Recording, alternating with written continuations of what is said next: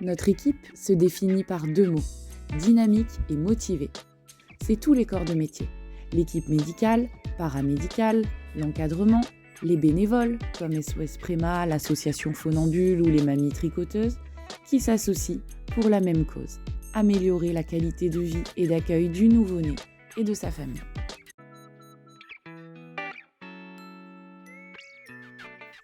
Le service accueille les parents 24 heures sur 24.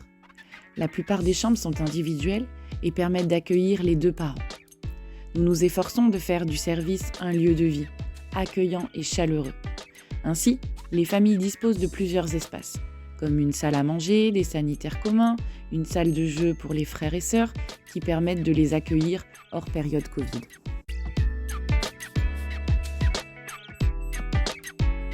Les parents ont un rôle central dans la prise en soin de leur bébé. Cela commence dès la salle de naissance. La première rencontre, le premier pot à pot, est une priorité pour l'équipe. Dès que possible, le bébé même né prématurément est soit mis en pot à pot en salle de naissance, soit transféré en néonate en pot à pot sur son parent. Ensuite, ils sont considérés comme les personnes les plus appropriées pour faire les soins à leur bébé, c'est-à-dire des partenaires de soins. Ils sont un soutien lors des soins techniques, comme les prises de sang, les poses de cathéter, les poses de sonde, et participent activement pour les soins courants, l'échange, la pesée, le bain, l'alimentation de leur bébé. Leur présence est encouragée de jour comme de nuit.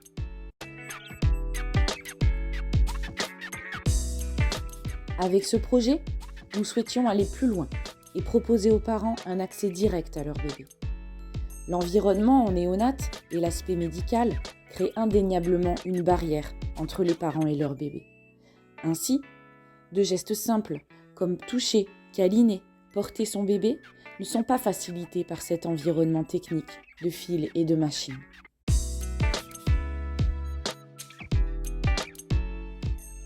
L'intérêt serait de favoriser la proximité parent-enfant, renforcer le lien, mais aussi améliorer le confort, notamment les nuits des parents qui peuvent être éprouvantes, à cause des bruits des alarmes, des soins, des douleurs liées à l'accouchement.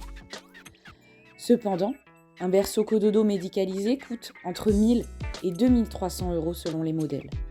L'action Projet Cododo Toulon a donc pour but de financer ce projet au sein du service.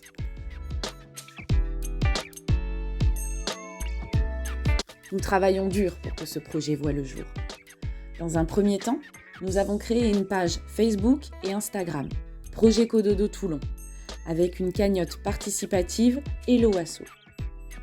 Nous espérons représenter ce projet au Corsica Red Femina afin de lui apporter de la visibilité et de le mettre en lumière. Nous recherchons alors des sponsors et des donateurs. Nous avons pu déjà bénéficier de la générosité de Sophie Création et de SOS Oxygène. La Seine est belle est une association qui nous a proposé de participer à une action de ramassage de déchets. Lors de cet événement, le restaurant Le Don Papé a vendu des collations et la recette de cette journée a été reversée au projet Cododo Toulon. Yvette, la maman de Louis, qui est passée par la néonate, est venue nous prêter main forte et a organisé une tombola. L'association des commerçants de la Valette va permettre la vente de ces tickets au sein de plusieurs commerces à la Valette du Var.